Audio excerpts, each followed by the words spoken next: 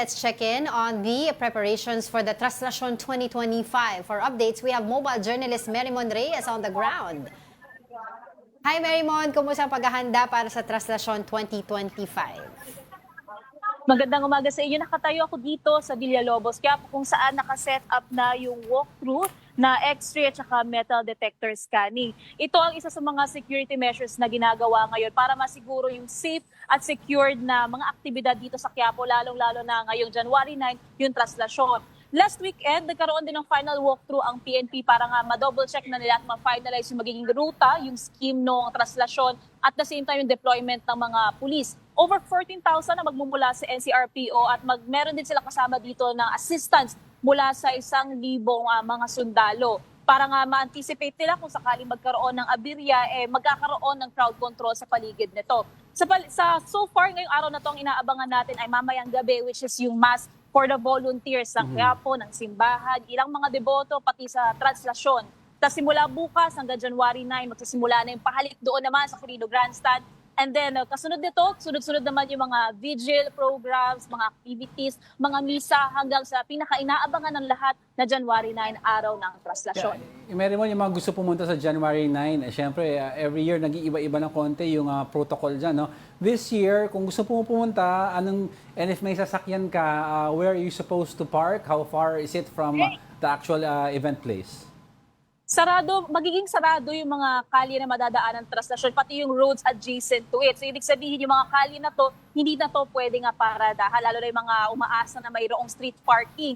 Isa pang nabago dito is yung metal detectors, mas nasa bungad na siya dito sa Villalobos, unlike last year na doon pa papasok ng Plaza Miranda. Yeah. So para doon sa mga pupunta, sa mga entry points, ang isang paalala agad na sinasabi, magdala ng clear bags o small bags as much as possible para hindi na raw sila maabala pagdating sa mga scanners. Kasi kapag nakita na malaki yung bag, kailangan pa itong isa-isahin. So ine-expect ng mga tao o yung ng security officers yung haba ng pila dito. So isa ito sa mga kanilang paalala. Pangalawa, wag na raw magsuot ng magagarbong mga alahas. Dalhin lang kung ano ang dapat na dalhin. At paalala rin para sa araw ng traslasyon, merong liquor at gun ban. So lahat ng mga mahuhuli na merong bit-bit na either mga patalim, mga firearms, alak, at o kaya naman iba pang mga bagay na pwedeng magdulot ng kaguluhan, mahigpit nila ipinagbabawal ang mga ito. So kanina rin may nakita rin tayo ilang mga K9 units na umiikot sa paligid ng Quiapo para nga raw masiguro na walang magiging aberya o para masinghot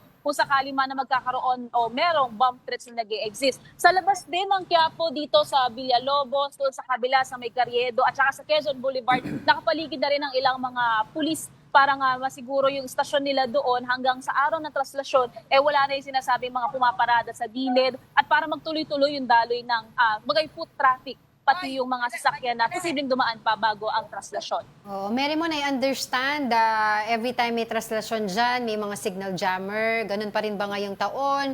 At saka no-fly zone, ibig sabihin bawal din yung mga uso kasi ngayon yung mga drones, 'di ba, na maliliit na pangkuha ng videos. Yes, Angela, kung ano pa rin yung mga nakasanayan natin na security measures, ganun pa rin sa ngayon. So kasama na dito yung bawal nga magpalipad ng kanilang mga drones. At the same time, doon daw sa mga bridges na dadaanan ng traslasyon, bawal ang mag-standby, bawal ang tumambay sa mga ito until dumaan ang andas. So ibig sabihin, kung dadaan doon sa may Pahidalgo, sa may Quezon Boulevard, at sa iba pang ruta na dadaanan doon sa may Rizal Park, bawal daw tumambay ang mga tao doon. So isa ito sa pinakamaigpit nilang binabantayan. Pag dumaan ang andas, tsaka lang daw pwedeng pumunta doon ang mga tao. At the same time, yun nga, isa sa pinakamahigpit nilang tinitignan dahil traditional route pa rin tayo, walang binabago sa magiging daanan ng andas.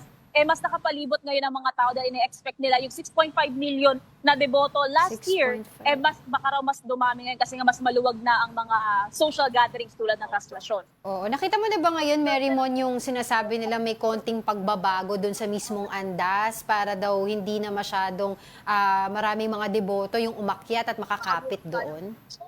Nagtanong tayo sa isa sa mga ihos de Nazareno kaso hindi pa nila tayo nabigyan ng pagkakataon na masilip ito. Pero ang malinaw pa rin sa ngayon kung ano pa rin yung glass casing niya, kung paano pa rin siya nakataklob, yun pa rin yung kanilang inaasahan sa ngayon. Bawal pa rin yung tumungtong, bawal pa rin yung mag-agawan ng pwesto para lang makalapit dito sa pinakaandas. Pero ang maaari pa rin naman daw gawin ay ibato yung kanilang mga panyo, kung ano yung mga groceries, kahit ano na pwede nilang gustong maipahid lamang sa andas. Pero mahigpit pa rin na ipinagbabawal yung pagtungtong. Pero dahil yun nga, minsan hindi maiiwasan yung bugso ng damdamin ng mga deboto, makikita talaga natin na nagkakarambulan pa rin sila. Pero ang siguro pa rin dito, secured pa rin ang imahe ng itim na Nazareno. Mary Mon, with regards to, of course, yung traditional question, ilan ang dadalo sa traslasyon, I'd like to ask, mas expected ba mas madami, mas konti? It's because for the first time in history, yung traslasyon has been declared by the church as a national feast. Meaning, sakop na ng mga diocese all over the Philippines ang feast na ito. So, pwede mag-celebrate sa diocese mo. Parang sinasabi ng church, you no longer need to go to dito sa May Quiapo to celebrate it. So, do we expect more people or babawas ito ng konti?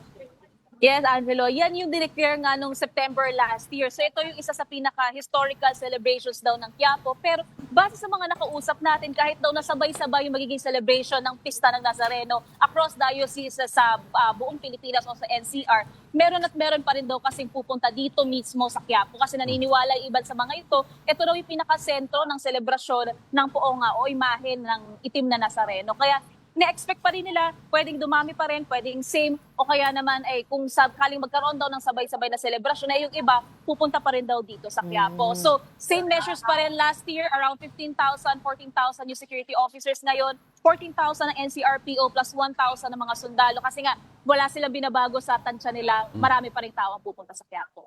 Alright, maraming salamat for your updates. That was mobile journalist Mary Mon Reyes live from Quiapo, Manila. Yun. Okay, so dapat yung may mga kasama, wag na sila magsama ng bata actually. Di ba year in, year out, nakikita natin may mga nahihimatay din. Pero yan may ang- mga batang nawawala. Yan ang purpose ng church by declaring it a national feast, di ba? If you have a kid or a senior citizen with you in the house, Pwede dun sa parish. doon ka na lang yun sa parish, sa diocese mo na lang. You celebrate there. You don't need to go there anymore. You get the same blessings naman daw. This doesn't matter where you are. Oo. Pero grabe talaga tong traslasyon na to. Tradition, for most kasi tradition na sa Tradition kanila. na yan So they have to go to Quiapo already to engage in that. At saka, they have experiences na yung mga hiling nila natutupad. Oh, like one of the yung stories, yung isang broadcaster na si Noli De Castro, Yes. di ba? He has a That's good panata backstory. niya yan Yeah, kahit gaano katanda si Kabayan Noli, Sasali siya sasali doon, siya di ba? doon. Oo.